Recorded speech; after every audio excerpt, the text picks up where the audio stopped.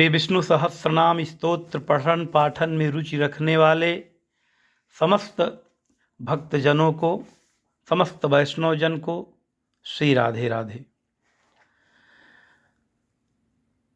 श्रद्धालुजनों, आज मैं श्री विष्णु सहस्रनाम स्तोत्र में आपकी और अधिक रुचि बढ़े, इस पाठ को करने के लिए आपका आत्मबल और बढ़े, इसके लिए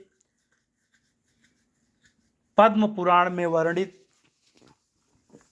श्री विष्णु सहस्रनाम स्तोत्र की फलश्रुति लेकर आया हूँ, जिसे सुनकर पढ़कर आपका मनोबल श्री विष्णु सहस्रनाम स्तोत्र में और अधिक से अधिक लगेगा। बताते चलें कि इस महात्म्य को भेजा है परम वैष्णव जन, परम श्रद्धालु श्री विष्णु सहस्रनाम स्तोत्र में जिनकी परम रुचि है, ऐसे महावैष्णव श्री अजय जी, जो कि लुधियाना से हैं। इन्होंने हमारे व्यक्तिगत व्हाट्सएप पर कुछ स्क्रीनशॉट पद्म पुराण की फ़ोटो भेजे हैं, उसमें से यह महत्व मैंने सेलेक्ट किया है और इस महात्म्य को आप तक पहुंचाता हूं। ध्यान से सुने। यह विष्णु सहस्रनाम स्तोत्र समस्त अपराधों को शांत करने वाला, परम उत्तम तथा भगवान में भक्ति को बढ़ाने वाला है। इसका कभी नाश नहीं होता। ब्रह्मलोक आदि का तो यह सर्वस्व ही है। विष्णुलोक तक पहुँचने के लिए यह अद्वितीय सीढ़ी है। इसके सेवन से सब दुखों का नाश हो जाता है। यह सब सुखों को देने वाला तथा शीघ्र ही परम मोक्ष प्रदान करने वाला है। काम क्रोध आदि जितने भी अंतःकरण के मल हैं, उन सब का इससे शोधन होता है। यह परम शांतिदायक एवं महापातकी मनुष्यों को भी पवित्र बनाने वाला है। समस्त प्राणियों को यह शीघ्र ही सब प्रकार के अभीष्ट फल दान करता है। समस्त विघ्नों की शांति और संपूर्ण अरिष्टों का विनाश करने वाला है। इसके सेवन से भयंकर दुख शांत हो जाते हैं। दुस्सह दरिद्रता का नाश हो जाता है तथा तीनों प्रकार के ऋण दूर हो जाते हैं। यह परम गोपनीय तथा धन धान्य और यश की वृद्धि करने वाला है। सब प्रकार के ऐश्वर्यों, समस्त सिद्धियों और संपूर्ण धर्मों को देने वाला है। इससे कोटि कोटि तीर्थ, यज्ञ, तप, दान और व्रतों का फल प्राप्त होता है। यह संसार की जड़ता दूर करने वाला है और सब विद्याओं में प्रवृत्त कराने वाला है। जो राज्य से भ्रष्ट हो गए हैं, उन्हें यह राज्य दिलाने वाला और रोगियों के सब रोगों को हर लेता है। इतना ही नहीं, यह स्तोत्र वंध्या स्त्रियों को पुत्र और रोग से क्षीण हुए पुरुषों को तत्काल जीवन प्रदान करने वाला है। यह परम पवित्र, मंगलमय तथा आयु बढ़ाने वाला है। एक बार भी इसका श्रवण, पठन अथवा पाठ से समस्त अंगों सहित संपूर्ण वेद, कोटि कोटि मंत्र, शास्त्र तथा स्मृतियों का श्रवण और पाठ हो जाता है। प्रिय शंकर जी ने पार्वती जी को संबोधन किया है। यह शंकर उमा संवाद है। तो जो इसको एक श्लोक, एक चरण अथवा एक अक्षर का भी नित्य जप या पाठ करता है, उसका संपूर्ण मनोरथ तत्काल सिद्ध हो जाता है।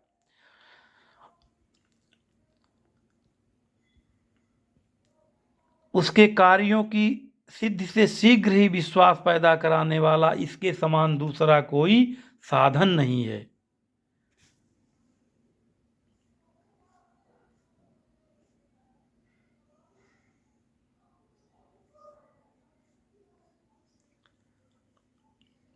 तो यही महात्म्य लिखा है। अजय जी ने भेजा तो है, लेकिन ये क्लियर नहीं है, थोड़ा पढ़ने में असुविधा हो रही है। लेकिन बहुत बहुत धन्यवाद श्रीमान अजय जी को। और भी दर्शकों से मेरा निवेदन है कि श्री विष्णु सहस्त्रनाम स्तोत्र से संबंधित कोई लेख सामग्री हो तो हमें अवश्य भेजें। आपके इस प्रयास से बहुत से वैष्णव भक्तों को लाभ मिलेगा। मैं इसे थोड़ा सा और पढ़ता हूँ। यद्यपि महात्म्य यही समाप्त हो जाता है, किंतु आगे पार्वती जी के प्रति शंकर जी का संबोधन है, जो विष्णु सहस्त्रनाम स्तोत्र से ही संबंधित है। कल्याणी, तुम्हें इस स्तोत्र को सदा गुप्त रखना चाहिए। सोचिए कि हम कितने महत्वपूर्ण स्तोत्र का पाठ कर रहे हैं कि शंकर जी पार्वती जी से मना कर रहे हैं कि इसे गुप्त रखना चाहिए, और अपने अभीष्ट अर्थ की सिद्धि के लिए केवल इसी का पाठ करना चाहिए। जिसका मन संशय से दूषित हो,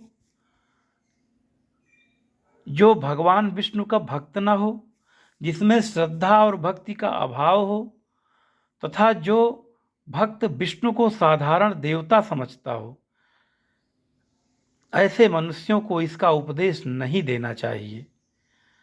जो अपना प्रिय शिष्य अथवा सुहृद हो, उसे उसका हित करने के लिए इस इच्छा से इसे श्री विष्णु सहस्त्र नाम का उपदेश देना चाहिए। अल्प बुद्धि पुरुष इसे नहीं ग्रहण करेंगे वे तमाम तर्क निकालेंगे। देवर्षि नारद के प्रसाद से कलयुग में तत्काल फल देने वाले इस स्तोत्र को ग्रहण करके कलाप ग्राम में ले गए, जिससे भाग्यहीन लोगों का दुख दूर हो जाता है। भगवान विष्णु से बढ़कर कोई धाम नहीं है, श्री विष्णु से बढ़कर कोई तपस्या नहीं है, श्री विष्णु से बढ़कर कोई धर्म नहीं है, और श्री विष्णु से भिन्न कोई मंत्र नहीं है। भगवान श्री विष्णु से भिन्न कोई सत्य नहीं है, श्री विष्णु से बढ़कर कोई जप नहीं है, श्री विष्णु से उत्तम कोई ध्यान नहीं है, तथा श्री विष्णु से श्रेष्ठ कोई गति नहीं है।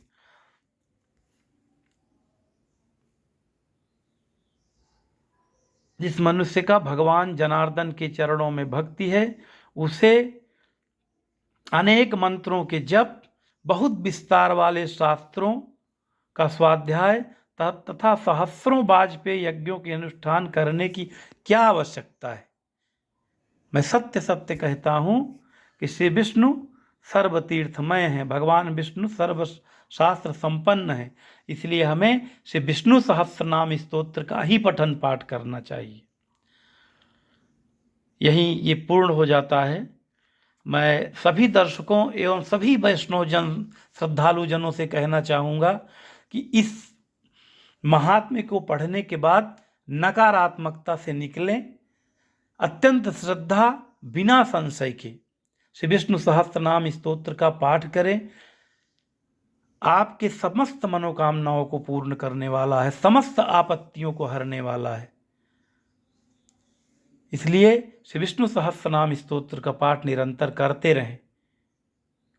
जब भी मन न लगे, जब भी इससे मन दूर भागने लगे या मन तर्क करने लगे कि अरे इससे फायदा होता तो बहुत लोग करते, तो भैया मैं समझा दूं कि कोई कर ही नहीं रहा है। सोशल मीडिया से तो मैं जिन लोगों के संपर्क में हूं, उनके नकारात्मक और सकारात्मक कमेंट्स आते रहते हैं, किंतु जिनसे मैं व्यक्तिगत परिचित हूं, बहुत लोगों को मैंने बताया, तो उसमें से बहुत कम लोग नियमित रूप से पाठ करते हैं। अधिकांश लोग कहते हैं हाँ गुरुजी करेंगे, और करके 2 ही 4 दिन में छोड़ देते हैं। इसलिए आपसे जोरदार निवेदन है कि आप श्री विष्णु सहस्त्र नाम का पाठ छोड़िएगा मत।